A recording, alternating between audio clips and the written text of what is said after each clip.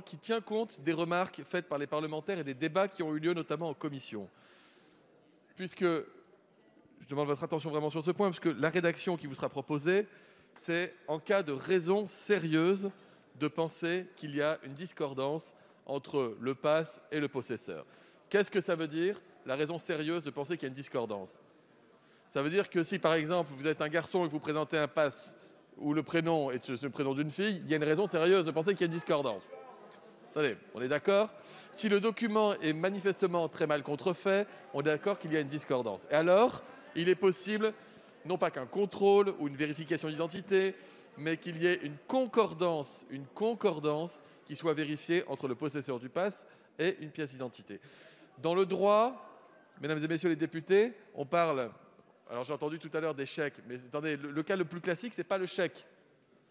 Le cas le plus classique, c'est le buraliste qui doit contrôler que la personne qui lui achète un paquet de cigarettes est bien majeure. Et qu'est-ce qu'il fait? Il fait une concordance d'identité, il demande une pièce d'identité pour vérifier que la personne est bien majeure. Il est même tenu de le faire, sinon il se met en faute. La deuxième... Monsieur Ruffin, seul Monsieur le ministre a la parole. Monsieur Ruffin, s'il vous plaît. Poursuivez, Monsieur le ministre. La situation la plus fréquente, vous l'avez dans toutes les communes de vos circonscriptions. Et vous l'avez dans toutes les communes de vos circonscriptions, ou presque d'ailleurs. Si vous avez une piscine municipale, si vous avez un guichet qui vend des tickets de transport en commun, bref, tout service, public ou privé, qui est fondé à appliquer des tarifs réduits en fonction des catégories d'âge, est fondé à faire une concordance entre l'identité de la personne et les caractéristiques. Donc, il n'y a rien dans tout ce anti-Covid qui concerne l'identité en dehors du nom, du prénom, je crois, de la date de naissance.